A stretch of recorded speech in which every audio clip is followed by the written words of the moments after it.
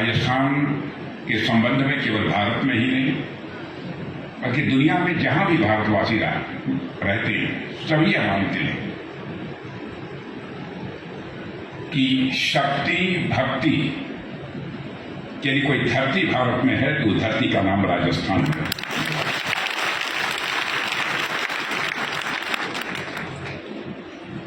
और मैं अभी पिछले कार्यक्रम में ही कह रहा था कि राजस्थान यदि जाना जाएगा तो महाराणा की शक्ति,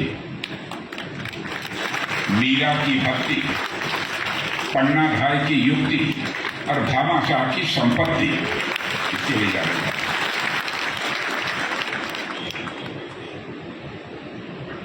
और जब रास्ते में आ रहे थे तो गजेंद्र सिंह जी ने कहा कि आपने इसी स्कूल को दिया है, सैनिक स्कूल की मान्यता आपने दी है, यहीं क्यों है। तो मैंने कहा कि हमको तो कहीं पर भी महाराजा गज सिंह जी का आदेश हो जाता है और हमारे छोटे भाई की तरह गजेंद्र सिंह जी हैं, वो यदि कुछ कह देते हैं तो मैं फिर इधर उधर मैं नहीं देखता हूं, मान लेता हूं।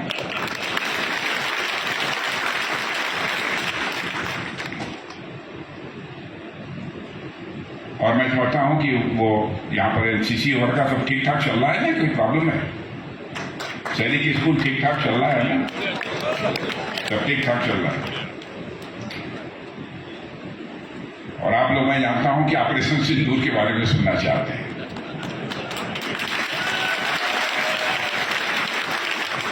मुझे किसी ने बताया कि साहब और कुछ नहीं, ऑपरेशन सिंदूर के बारे में सुनना चाहते हैं। ऑपरेशन सिंदूर तो हो गया। आपने देखा कि पहलगाम में आकर उन आतंकवादियों ने धर्म पूछ के हमारे लोगों को मारा, लेकिन भारत के लोगों का दिल कितना बड़ा है ये देखिए।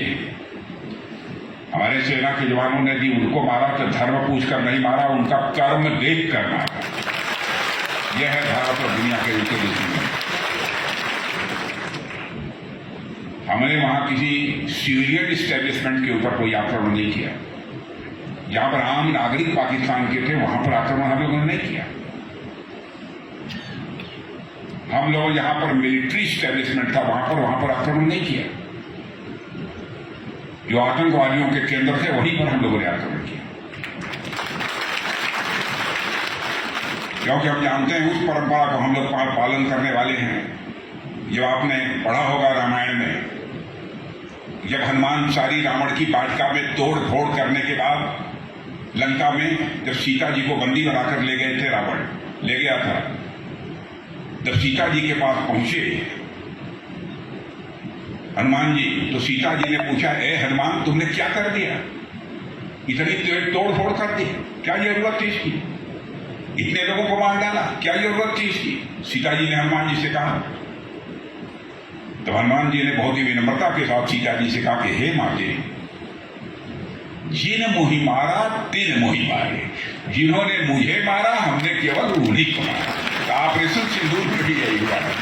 जिन आतंकवादियों ने हमारे लोगों को मारा था, हमारे सेना के जवानों ने उन्हें ही मारा।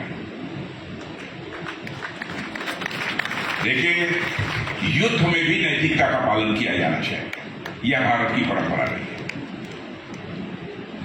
और आधुनिक युग में भी नैतिकता का पालन यह भारत करता है। मेरे बहनों भाइयों, भारत की सेना के जवान करते हैं। और मुझे सचमुच रक्षा मंत्रालय में पिछले 6-6.5 वर्षों से मैं काम कर रहा हूं। मैं देखता हूं अपने जवानों को, अपने अधिकारियों को, मुझे बेहद खुशी होती है। क्या जज्बा है, क्या जुनून है। 22 तारीख के बाद, 22 तारीख को पहलगाम की घटना घटित हुई है, वहां मारे गए 26 लोग आतंकवादियों के द्वारा। 23 को ही मुझे बैठक बुलाई मैंने, सारे चीफ, सेना प्रमुख, वायु सेना प्रमुख, नौसेना प्रमुख, CDS, डिफेंस सेक्रेटरी, NSA, हमारी बैठक में सभी लोग मौजूद। जाते ही बैठते ही चेयर पर मैंने पहला सवाल किया, यदि ऑपरेशन का कोई दिन निश्चित होता है तो आप लोग तैयार हैं? बहनों भाइयों, आपको जानकर खुशी होगी, एक क्षण भी नहीं लगा। मेरा यह वाक्य समाप्त हुआ था कि हमारे सेना के अधिकारियों ने कहा कि सब ऑपरेशन के लिए यदि तुरंत भी करना हो तो ऑपरेशन के लिए तैयार है। मेरे बहनों भाइयों, भारत पहले वाला भारत नहीं रहा। भारत को यदि कोई छेड़ेगा तो अब भारत किसी को छोड़ेगा नहीं। यह है भारत की सत्ता। और भारत तो अब तेजी के साथ सारी दुनिया में आगे बढ़ रहा है। अंतर्राष्ट्रीय जगत में भारत की प्रतिष्ठा बढ़ी है। पहले भारत के बारे में दुनिया के दूसरे देशों में चर्चा होती थी भारत कमजोर भारत है, वहां गरीबों का भारत है। लेकिन अब दुनिया में धारणा बदल गई है। भारत पहले वाला भारत नहीं रहा। अंतर्राष्ट्रीय जगत में भारत का कद बढ़ा है। पहले अंतर्राष्ट्रीय मंचों पर भारत कुछ बोलता था तो भारत की बातों को दुनिया के देशों के द्वारा जिस गंभीरता पूर्वक लिया जाना चाहिए नहीं लिया जाता था। लेकिन आज भारत यदि अंतर्राष्ट्रीय मंचों पर कुछ बोलता है तो दुनिया कान खोलकर सुनती है भारत बोल क्या रहा है। यह भारत ऐसे।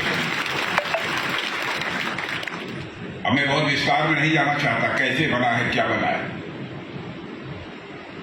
इसमें हमारे समस्त देशवासियों का योगदान, हमारे प्रधानमंत्री का बहुत ही सशक्त और प्रभावी नेतृत्व है। और आप देखते रहे हमारे प्रधानमंत्री के बारे में, दुनिया का देश चाहे जो भी कर ले, कितना भी ताकतवर, झुकते नहीं है। कुछ लोग कहते हैं हम झुकते भी नहीं, टूटते भी नहीं, लेकिन हम पूरी तरह से आत्मक हैं, न झुकेंगे न टूटेंगे। हमको कोई तोड़ भी नहीं सकता। यह है भारत के अंदर कुवत। धन दौलत के मामले में 2014 के पहले हम दुनिया के देशों में 11वें स्थान पर थे। अब आपको जानकर खुशी होगी, करिश्माई काम किया है हमारे देश की सरकार ने, हमारे प्रधानमंत्री ने। धन दौलत के आकार के मामले में इकोनॉमी की साइज बोलते हैं। हमारा भारत जो दुनिया के देशों में 11वें स्थान पर था 2014 में, जब हम लोग की सरकार बनी थी, आज वह जंप लेकर दुनिया के देशों में 4थे स्थान पर आ गया है। और सर्वाधिक तेजी से आगे बढ़ने वाली अर्थव्यवस्था किसी देश की है, मेरे बहनों भाइयों, सीना ठोक कर कह सकते हो केवल और केवल भारत की।